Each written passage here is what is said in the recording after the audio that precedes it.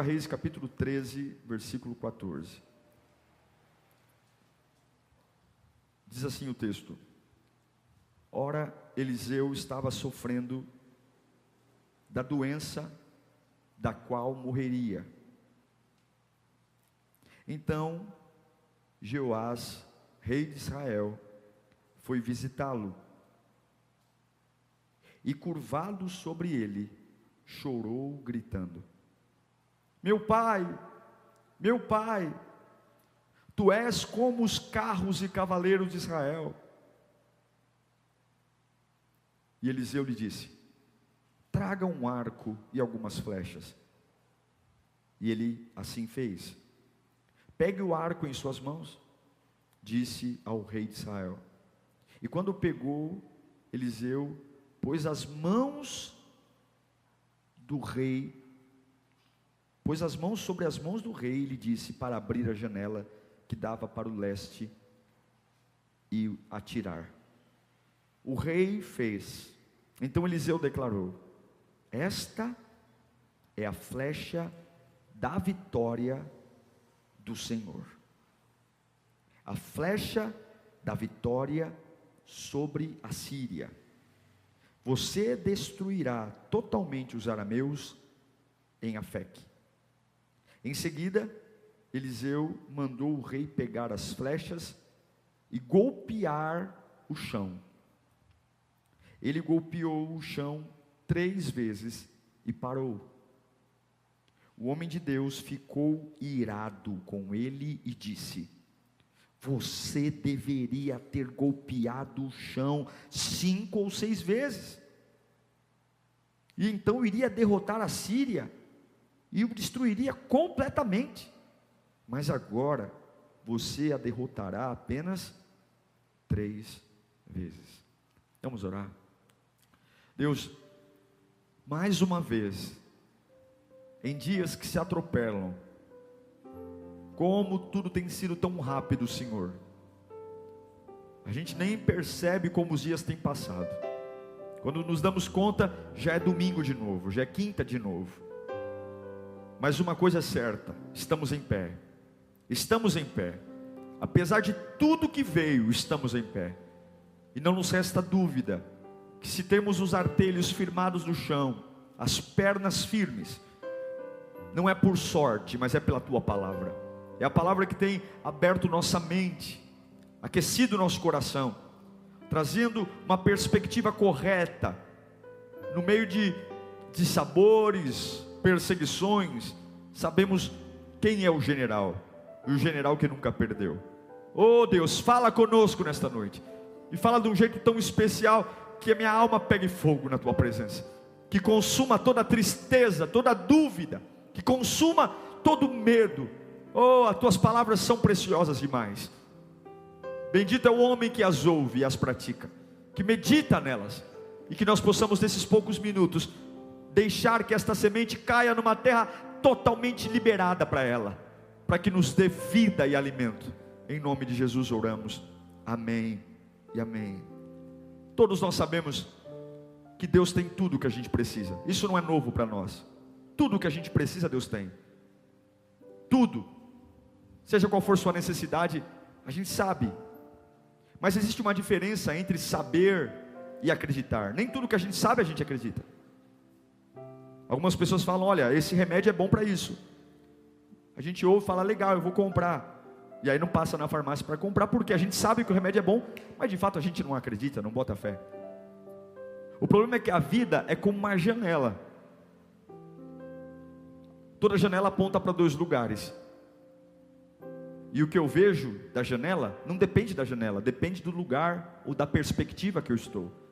Todos nós sabemos que Deus tem tudo o que a gente precisa, mas talvez estamos do lado errado da janela, e por isso a gente não consegue ver isso.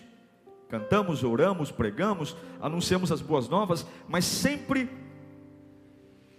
andamos como se faltasse alguma coisa.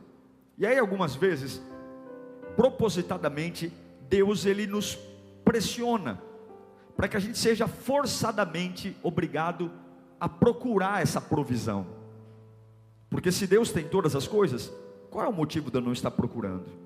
Se Deus pode tudo, Qual é o motivo de eu simplesmente não tocar mais em alguns assuntos?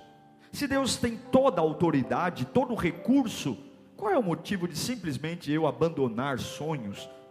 Alguma coisa está errada. Nós normalmente abandonamos algo que não é possível acreditar mais.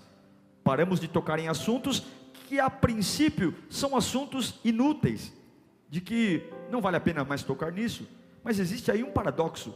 De um lado, um Deus que pode absolutamente tudo, que tem todo o recurso, toda a força, todo o poder. Não é isso que cantamos, pregamos, oramos. E de outro lado tem um homem que sabe tudo isso, mas age como se servisse a um Deus fraco, pobre, miserável e tão inútil quanto nós mesmos algumas vezes. Mas eu percebo que algumas vezes Deus nos coloca processos de pressão, porque ou eu vou atrás da provisão ou eu morro. E aí, mesmo que a minha alma não acredite, pela pressão eu sou empurrado a tocar no assunto, sabe? Porque tem coisas que quando tem algumas áreas da minha vida que estão bem, a gente vai compensando o que está ruim com o que está bem. E na média, está tudo certo. É assim ou não é?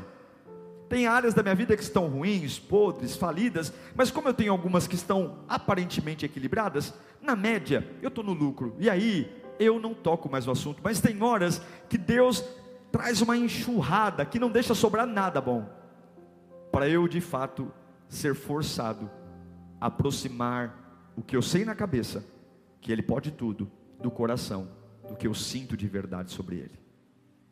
Esse texto que li a vocês é maravilhoso, porque Eliseu, que foi um homem discípulo do maior profeta, né, Elias, quando Elias foi transladado, um homem com uma envergadura tão alta que nem viu a morte, carruagens de fogo vieram buscá-la. E quando Elias disse para o seu discípulo Eliseu: o que você quer? Olha, eu quero porção dobrada do teu espírito. Ele falou: olha, se você pegar a capa, você terá. E realmente Eliseu teve porção dobrada de Elias.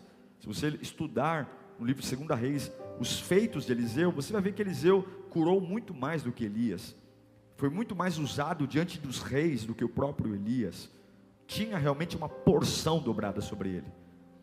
Foi o Eliseu que, quando os 3 reis estavam acampados com sede, preguei recentemente sobre isso, foi na barraca de Eliseu lá que eles foram orar, e Eliseu mandou trazer o arpista, e Eliseu profetizou: não haverá vento, não haverá chuva, mas amanhã a essas horas, as covas que vocês estão abrindo no deserto estarão cheias de água.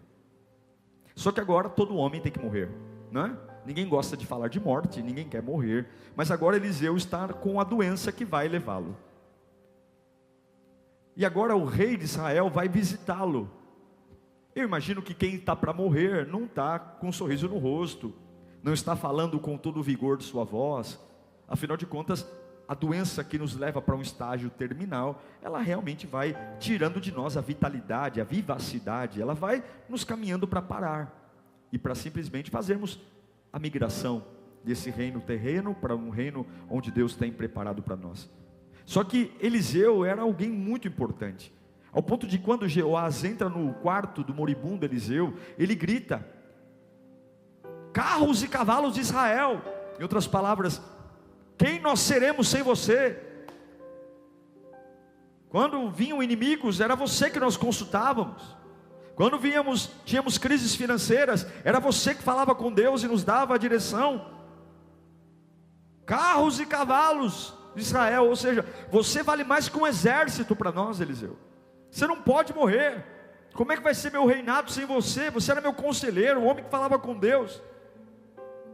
Jeoás está chorando, porque no coração dele está um luto, de ver um homem moribundo, prestes a morrer, e agora ele está com medo do que vai ser dele, porque a morte é muito mais um processo egoísta para nós, do que para aquele que vai. Nós sempre nos perguntamos quando alguém parte: o que vai ser de mim agora? É assim que a gente fala: o que vai ser de mim agora? E agora a Jeoás está dizendo: o que vai ser de nós agora, Eliseu, sem você? Mas o que eu acho lindo é que tem um rei saudável, se lamentando por algo que está morrendo, e do outro lado tem um homem morrendo, mandando o rei abrir a janela e mostrando o futuro para ele. Isso é maravilhoso. Veja que a perspectiva, o lado da janela muda tudo.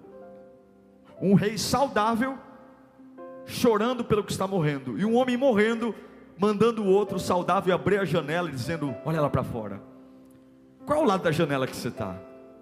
Porque não adianta saber o que você sabe se você não sente o que você sabe. E eu acho lindo porque Eliseu fala, olha, talvez se ele tivesse vitalidade, ele mesmo levantaria da cama, mas ele deve ter falado, olha, em algum lugar desse quarto deve ter flechas. Eu não sei o que um homem velho, perto de morrer, guarda flecha e arco no quarto. Mas uma coisa eu sei, que mesmo moribundo, Eliseu tinha ferramentas no quarto dele. Mesmo moribundo, Eliseu tinha coisas importantes no quarto dele. Mesmo perto de bater, bater as cachuletas e ir para a terra do pé junto, ele tinha flecha e arco. Talvez se ele tivesse um pouco mais de saúde, ele mesmo pegaria. Mas ele fala, Joás, procura aqui, tenho flechas. Ele não manda Joás olhar para a ferramenta. Olha, está vendo aí, eu vou te contar uma história. Deixa eu te contar uma história da minha mocidade. Não, achou aí o arco e a flecha? Achou? Então faz o seguinte, abre a janela. Eu também não tenho saúde para abrir, estou velho, estou cansado. Essa enfermidade que me chegou sobre mim é para a morte. Abre a janela, que eu vou te mostrar uma perspectiva. Você entrou aqui no meu quarto para velar um moribundo, um homem que está quase morrendo. Eu vou te mostrar que a minha perspectiva é diferente da sua. Eu estou quase morrendo, mas até no dia da minha morte, abre a janela. Eu vou te mostrar que essa flecha é capaz de declarar a vitória do Senhor. Meu Deus do céu, como é que pode no mesmo quarto ter duas pessoas totalmente diferentes? Um rei olhando para o que está morrendo e dizendo, reis e cavalos, ou seja, acabou tudo, carros e cavaleiros. E o homem que está morrendo dizendo, esta é a flecha do Senhor. Eliseu sabia qual era a preocupação de Joás. Eliseu sabia que a preocupação de Joás era o rei da Síria, que a qualquer momento queria invadir Israel. E aí Joás diz, abra a janela. E ele grita, está vendo aquela janela? Está vendo essa flecha? Nós vamos declarar que esta flecha é a vitória do Senhor. É como se Eliseu estivesse dizendo para Joás, não se preocupe com a minha morte, quem sempre nos deu vitória foi o Senhor. Ei, Joás, não se preocupe porque eu estou morrendo, eu estou cumprindo o meu papel, mas nunca fui eu, Joás. Esta vitória é a vitória do Senhor. É Deus que lhe dá a vitória, Joás. Mas Joás, você sempre precisa ter uma flecha na mão. Deus dá a vitória, mas primeiro você tem que atirar a flecha, Joás. Deus dá vitória, mas primeiro você tem que atirar a flecha da oração. Deus dá vitória, mas primeiro você tem que atirar a flecha do louvor. Deus dá vitória, mas primeiro você tem que atirar a flecha da devoção. Deus dá vitória, mas primeiro você tem que atirar a flecha da fé. Eu estou aqui moribundo, olha, estou quase morrendo, mas eu preciso te ensinar que a vitória é do Senhor, mas você sempre lança a flecha antes da vitória, sempre. Mas o que acontece a seguir é trágico. A Bíblia diz que Eliseu pega as duas mãos e coloca sobre as mãos do rei. É como se ele olhasse assim e falasse assim, olha, dá a mão aqui, olha, acredita em mim, esta é a vitória do Senhor.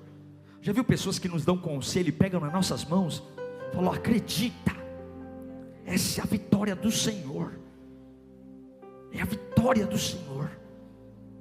Pega as flechas, abre a janela e atira. Mas o que acontece agora é trágico, trágico, porque ele tinha a vitória do Senhor nas mãos. Ele sabia que Deus estava dando tudo o que queria, e não é uma vitória sobre A, B, C, é a vitória. Deus estava dizendo, olha, eu estou te dando a vitória sobre os teus inimigos, sobre o rei da Síria. Usa essa oportunidade e seja extravagante, seja intenso, se lança. Mas Jeová se limita a olhar para a perspectiva que Deus estava abrindo para ele, pela sua própria perspectiva. Essa é a maior tragédia, é quando Deus diz, eu vou te honrar, eu vou te abençoar, e você limita a voz de Deus ao que você acha.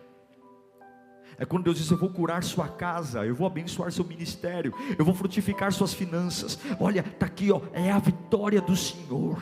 E aí a gente rebaixa essa palavra vitória do Senhor a algo que eu não acho que é poderoso, que eu acho que é pequeno, que é como alguém que diz, esse remédio é bom, e eu digo, que legal, eu vou comprar, mas eu boto a receita no bolso e nem passo em farmácia alguma, porque eu sei, mas não sinto. Eu sei que Ele é poderoso, mas não ajo como um Deus poderoso. Eu canto que Ele é um Deus poderoso, mas eu rebaixo, Deus, a minha opinião, a minha perspectiva. Ei, Joás, pega na mão, Joás. Ei, Joás, esta é a vitória do Senhor. Meu coração vai parar de bater, eu vou morrer. Até hoje você achou que era eu, nunca fui eu. Joás, ó, abre essa janela, essa é a vitória do Senhor. Pega a flecha e atira. E o que ele faz? Havia várias flechas no alforje. O que ele faz? Uma flecha, puf. Duas flechas, puf. Três flechas, puf. Ele achou que estava bom. Ele achou, meu Deus, Deus disse, olha, atire as flechas, e essas flechas darão a vitória. Quando ele atira 3 flechas, Eliseu, que está perto de morrer, ele se revolta e fala, meu, você não entendeu, Deus colocou o inimigo na tua mão. Eu disse para você que à medida que você atirasse, seria a vitória. Você poderia usar todas as flechas, poderia ter usado 5, 6, eu não sei, a Bíblia não diz quantas tinham, mas pela revolta de Eliseu, haviam muitas outras flechas no alforje, mas ele rebaixou aquela oração, aquela palavra liberada, a uma opinião dele. Ele achou que 3 bastaria, e Eliseu diz, você é um tolo, Joás, você poderia ter exterminado os seus inimigos para sempre, você poderia ter vencido esse câncer para sempre, você poderia ter vencido esse vício para sempre, você poderia ter vencido essa depressão para sempre, você poderia ter vencido esse trauma do passado para sempre, mas como você atirou só 3 vezes, você derrotará o seu inimigo apenas por 3 vezes, e após a terceira derrota deles, eles voltarão contra você, e tudo continuará. Você foi um tolo. Ele atira metade. Havia mais flechas disponíveis, havia algo além para crer, havia mais recursos, havia mais condições, havia a possibilidade de fazer mais orações, mais jejum, mais louvor, mais fidelidade, mais chorar no altar de Deus. Mas ele se negou a passar do seu limite humano. Você não tem o direito de dizer para Deus até quando basta. Quando Deus disser que há uma vitória para ser liberada, algumas vezes as bênçãos virão disfarçadas, como pequenas coisas que Deus vai pedir para você, como abrir a janela no meio de um quarto em luto, como abrir a janela ao lado de algo que está morrendo, e dizer, no meio desse luto ainda há uma vitória do Senhor, no meio desse luto ainda há algo para ser atirado. Talvez as bênçãos virão disfarçadas, não virão com carros decorados, com holofotes, com cornetas. Talvez as bênçãos virão disfarçadas como pequenas atitudes, que a princípio é atirar uma flecha para o chão, mas nunca é a flecha para o chão. Sempre é aquilo que eu ouço de Deus, e a capacidade de obedecer na mesma intensidade que Deus fala comigo. Eu declaro que Deus está pegando nas suas mãos hoje. Deus está pegando, assim como Eliseu pegou nas mãos de Joás. Deus está dizendo, esta é a vitória do Senhor para você, esta é a vitória. Eu sei que você veio ao culto para sepultar algo, eu sei que existe algo morrendo em sua volta, eu sei que o Eliseu está moribundo, e você veio aqui dizendo, caos e cavalos de Israel, o que vai ser de mim agora? E Eliseu está dizendo, ei, abra a janela, abra a janela. Não fale na artilharia, não erre na artilharia. O que matou Joás não foi a bênção, mas quando ele falhou no potencial da vitória. Deus disse, derrote seus inimigos. Eliseu foi claro, estas flechas simbolizam a tua vitória contra a Síria, atire-as.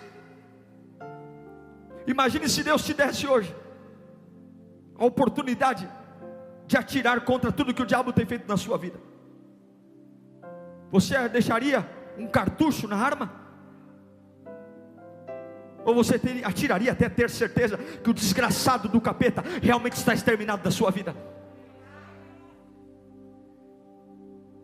Mas infelizmente alguns dão glória, dão aleluia, mas rebaixam suas armas espirituais ao seu próprio limite humano.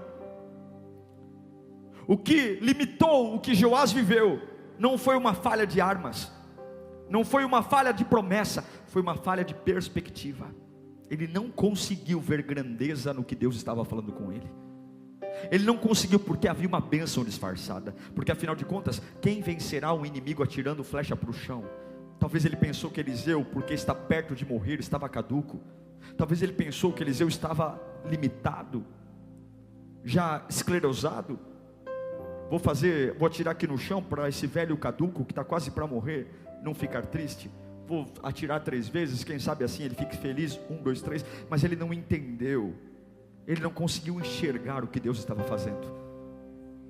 Se você não enxergar o que Deus está fazendo, você nunca terá energia para aguentar o que está para vir.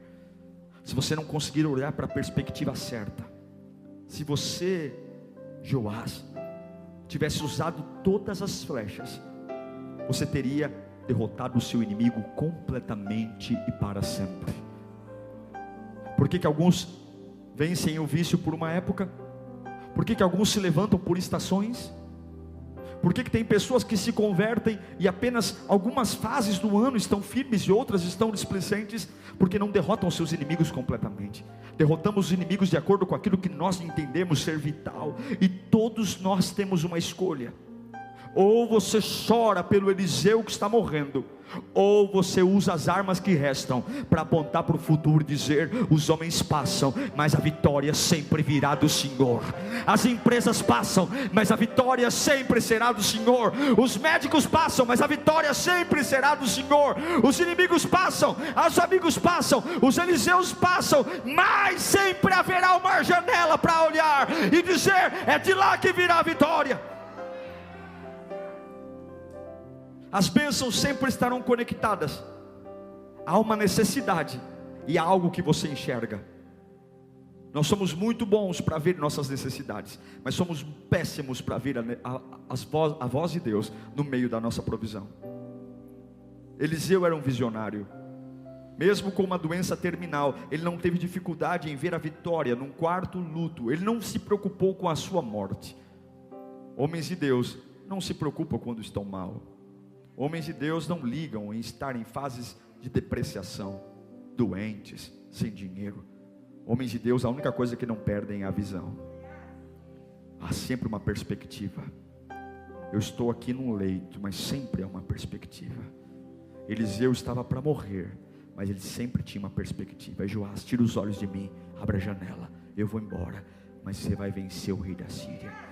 Você tem que entender que se enquanto você tiver uma perspectiva, uma visão, sempre haverá uma bênção disfarçada perto de você. Sempre.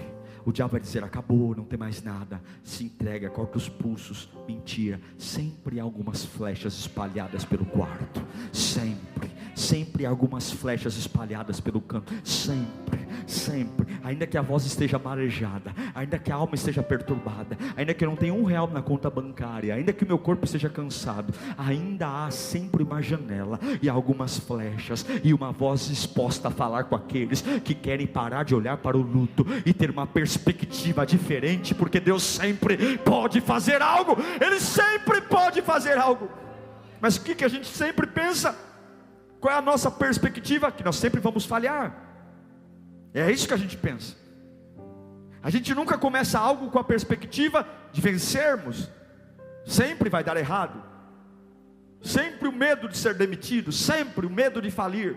Abrimos a empresa com medo de falir. Vamos à igreja com medo de desviar.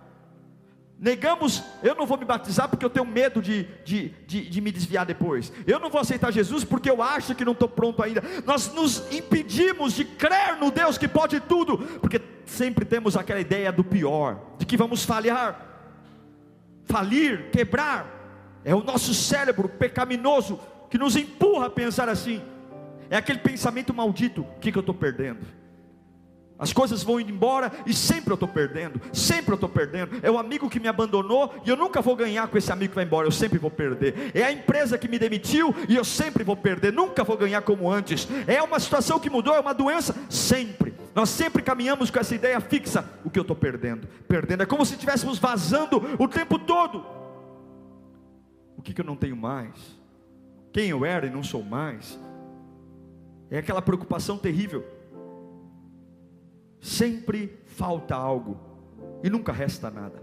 Não tem mais nada. Acabou a alegria, acabou a paz, acabou tudo, pastor. E a gente fala isso com a boca cheia, abre a boca cheia de dente e fala com toda a veemência.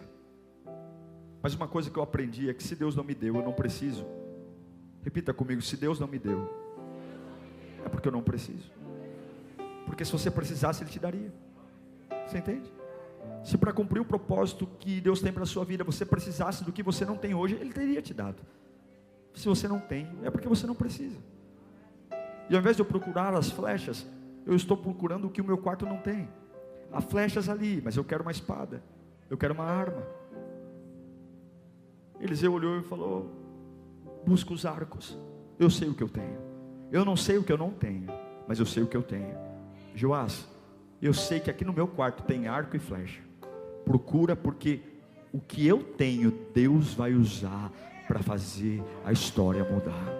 Está na hora de você parar de procurar o que você não tem. Onde está a fé que eu perdi? Onde está a alegria que eu perdi? Não. Onde está um pouquinho de fé? Cadê aquela fé do tamanho do grão de mostarda que eu sei que eu tenho? Que eu sei que quando eu dobro o joelho o fogo desce. Cadê essa fé? Essa fé que eu vou usar. Hoje o dia foi terrível. Hoje o dia foi atribulado. Hoje, da hora que eu acordei até a hora que eu cheguei em casa, é pancada no lombo. Mas eu não tenho aquela fé do pastor A. Eu não tenho a fé do apóstolo B. Eu não tenho a fé do Paulo. Mas eu sei qual é a minha fé. E eu sei que em algum lugar tem uma fé. E ela que eu vou usar aqui agora. E no meio desse quarto cheio de luto, no meio desse quarto que eu sei que tem alguma coisa morrendo, tem os meus Eliseus morrendo, oh meu Deus do céu, eu sei que a vitória continua vindo do mesmo lugar, aleluia, a vitória continua vindo do mesmo lugar, desde quando o mundo existe, a vitória vem do mesmo lugar, o trono está lá, e eu vou pegar o que eu tenho, e sempre há uma janela, sempre, por mais que você diga, não pastor, acabou, não tem mentira, sempre há uma janela, sempre, lá vai cantar, sempre há uma janela.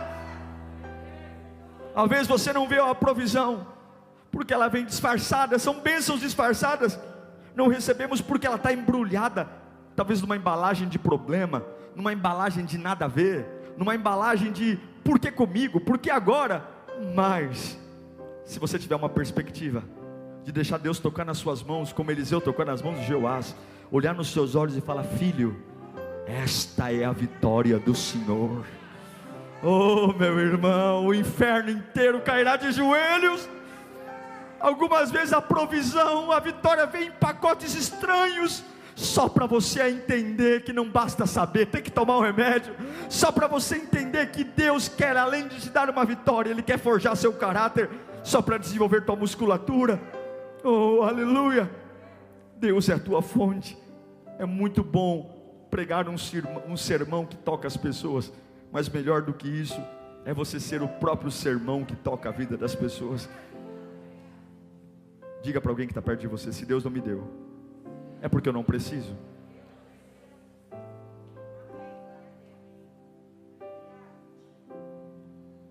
Eu aprendi uma coisa na minha vida, que Deus nunca me levará a um lugar que Ele não me alimente. Deus nunca me permitirá viver algo que Ele não me alimente. Talvez você não viu ainda, mas todo lugar que Deus permitir você ir, Ele vai alimentar você. Ele vai alimentar. Talvez você não comeu ainda porque não viu. Eu amo a história de Agar. Agar deixa Ismael, porque eles estão no deserto, Abraão a dispensou com o filho. Ismael chora de sede, ela deixa o filho à distância de um arco, e o menino clama por água, e ela desiste, e ela deita, e ela diz, ambos vamos deitar e morrer porque não há água. E a Bíblia diz que Deus ouviu o choro do menino, não foi nem o choro dela. E quando o anjo chega para Agar, diz, ei Agar, o Senhor ouviu o choro do menino, não foi nenhum dela. E aí o anjo diz, levante, e apresenta a ela um poço que está ali perto. O que eu acho lindo é que aquele poço não apareceu milagrosamente. Aquele poço sempre esteve lá. Ela ia morrer de sede do lado de um poço, só porque a perspectiva dela era o fim. E tudo que Deus fez foi dizer, veja, está aqui. Quantas bênçãos disfarçadas estão perto de você e você não viu? Você jamais receberá suprimento até que você diga: Senhor, eu acredito no que o Senhor está falando para mim, de todo o coração, Senhor. Há capacidades que Deus sabe que você não tem, há recursos que Deus sabe que você não tem e nunca vai ter, há coisas, há status, não adianta, porque Deus nunca vai usar o que você não tem.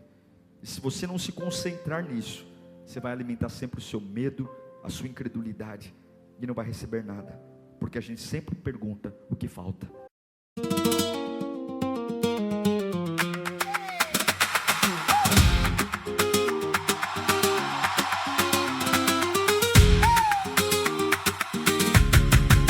You came in hot like summer on the tiles, red dress swaying under broken balcony lights. Your heels hit hard on my tired heart. I should've known you were fire from the start. And I tried to look away, but you pulled me back. One sweet glance and the whole room cracked. Calle de fuego, you burn me slow. Calle de fuego, I never let go. Ay, ay, ay, you take my name. Calle de fuego, I like the flame.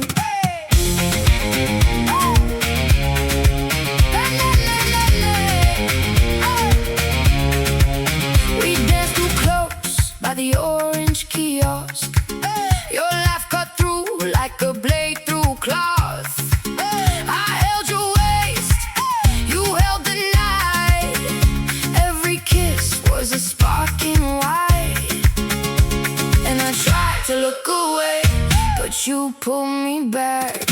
One sweet glance and the whole room cracked. Calle de fuego, you burn me slow.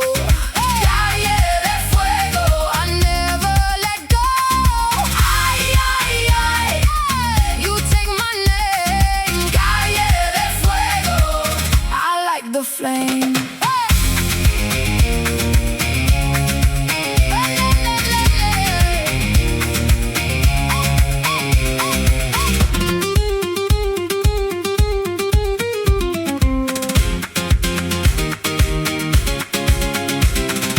Break it open, let it hit me again. Salt on my mouth and your hand on my skin. Calle de fuego, you burn me slow. Calle de fuego, I never let go. Ay, ay, ay, you take my name. Calle de fuego, I like the flame. I like the flame.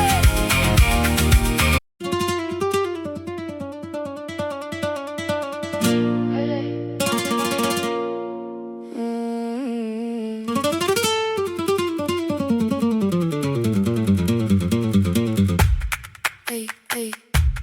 You came in late, red dress, sharp gaze, clave in your step, and a grin that says, try me, baby. I read your cards on a chip white plate, and your name tastes sweet like smoking fruit on a borrowed night. You pull me close, then cut me loose. One little look, and I'm gone for you. Hey, don't you run out tonight. I feel that spark when you say my name. Sangre en la mesa, sangre en la mesa. You know I want it, you know I want it. Sangre en la mesa, sangre en la mesa. Dance me closer, then don't let go.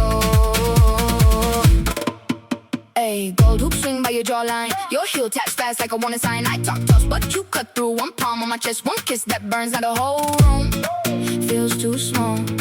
You pull me close, then cut me loose. One little look, and I'm gone for you. Hey, don't you run off tonight. I feel that spark when you say my name. Sangre en la mesa, sangre en la mesa.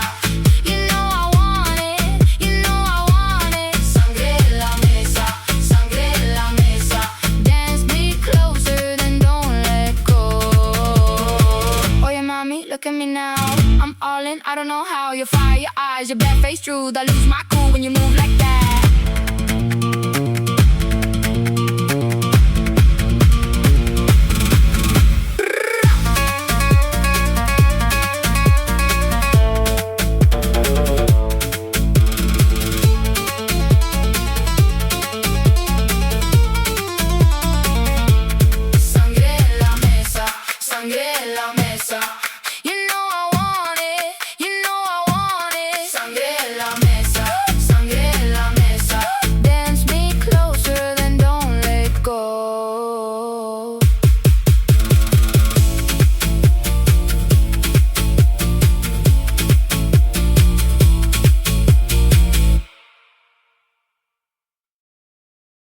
Outra pergunta que nós sempre fazemos é: o que eu não estou vendo? O que eu não estou vendo, Senhor? O que eu preciso ver que eu não estou vendo? O que eu não estou vendo? Qual é a flecha que eu não estou vendo? O que eu não estou vendo? O que eu não estou vendo que está ao meu alcance para virar minha vida? Eu não estou vendo quais são as armas. É por isso que a palavra provisão, ela vem de provisão, para, visão futuro. O reino de Deus não tem compromisso com o seu passado, você entende? Joás entrou no quarto de Eliseu, comprometido com o passado, dizendo: o que vai ser de nós agora? Porque você vai morrer, e como que nós vamos vencer? Você representa, Eliseu, carros e cavalos de Israel, você vencia nossas batalhas. O coração de Joás estava no passado, e é por isso que ele só tira 3 flechas. E o coração de Eliseu? Na janela. Atire. E ele fica revoltado, ele fica pistola da vida, quando Joás só atira 3 flechas. A Bíblia diz que ele fica furioso, dizendo: você é um frouxo, você não entende, Deus deu o inimigo nas suas mãos e você não viu isso. Talvez esse culto vai mudar a sua vida, e você pensando: pastor, cala a boca, eu quero ir embora para casa. Eu sei que alguns estão cansados, mas não despreze as pequenas flechas que Deus tem colocado. Quando é hora de orar, atire todas as flechas. Quando for hora de cantar, cante atirando todas as flechas. Quando for hora de fazer jejum, atire todas as flechas.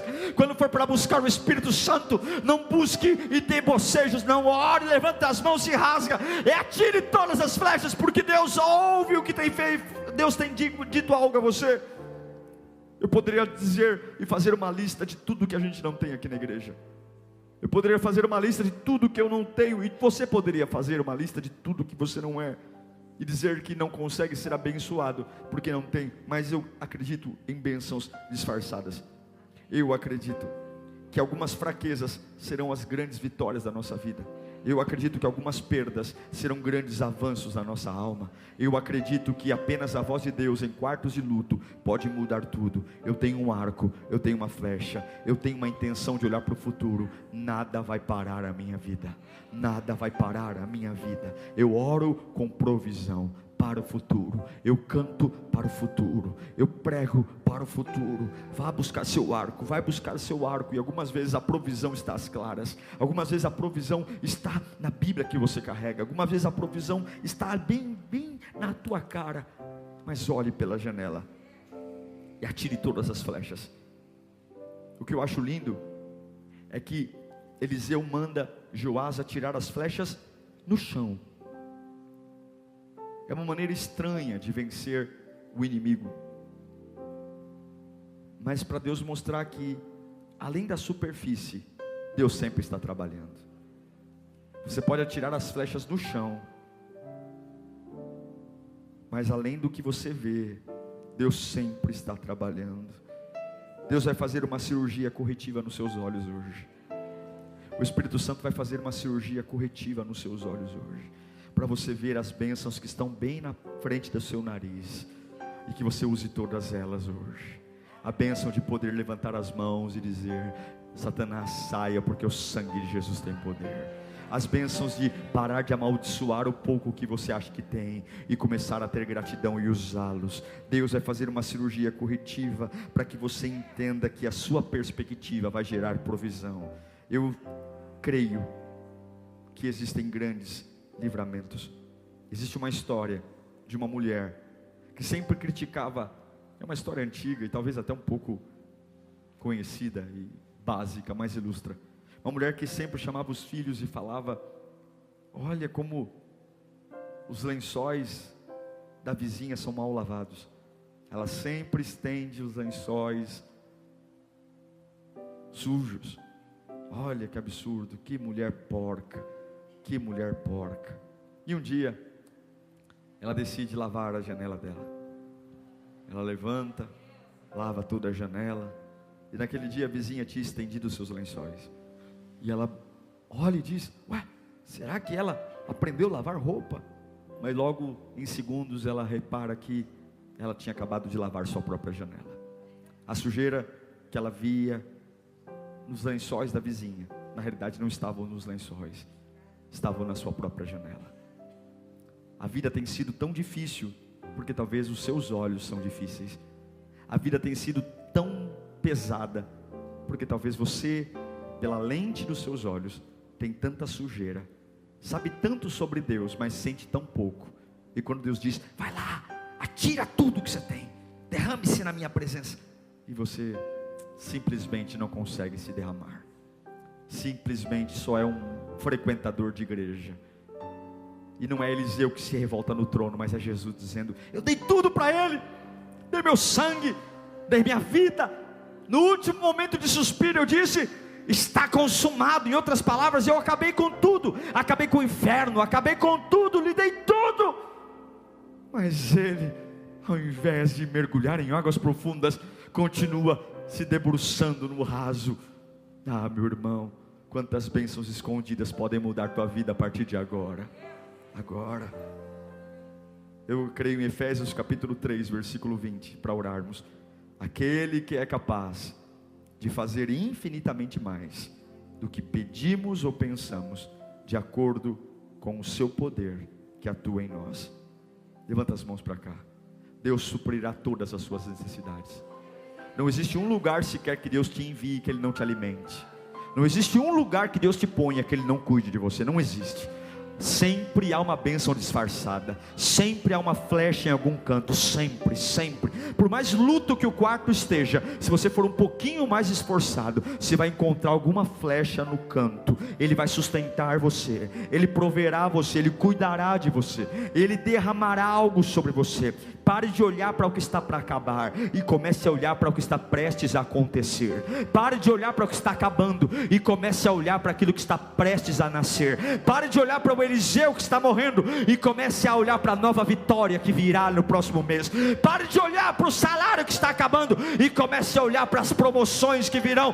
Pare de olhar para a energia que está acabando e comece a olhar para a nova vitalidade que virá a ser derramada do céu na sua vida. Talvez você chegou aqui olhando para o que está acabando e a voz de Deus hoje pega nas tuas duas mãos e te saculeja, dizendo: esta é a vitória do Senhor. Abra a janela, olhe para o futuro e atire, atire, atire, atire, atire. Não uma, não duas, não três, atire até você ter certeza que o Deus de paz esmagará Satanás sobre os vossos pés. Atire até saber que nenhuma boca de fumo vai ficar aberta. Atire até saber que nenhum da tua casa irá por inferno. Atire até saber que a tua casa será sustentada por Deus, que não haverá miséria, que não haverá opróbrio. Atire, atire. Não tire o óleo da oração, não tire o óleo do jejum. Vem para a igreja mancando, vem para a igreja com a boca torta, vem para a igreja com dor de cabeça, vem para a igreja torto, vem para a igreja amargurado, mas não para de atirar as flechas,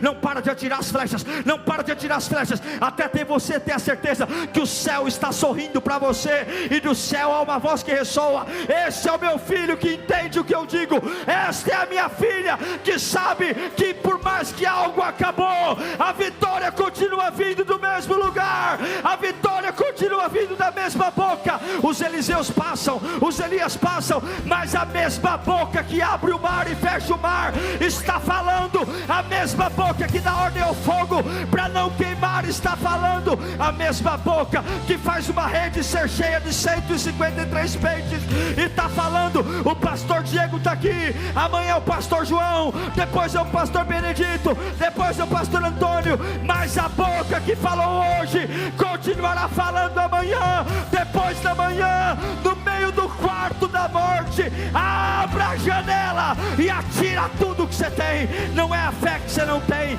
não é a força que você não tem, não é a paz que você não tem, mas é o que você tem. E todos nós temos algo. Há uma bênção disfarçada no que você tem, há uma bênção disfarçada. O que você tem hoje é só um pouquinho, é esse pouquinho mesmo. Atira, e o Deus da vitória está aqui.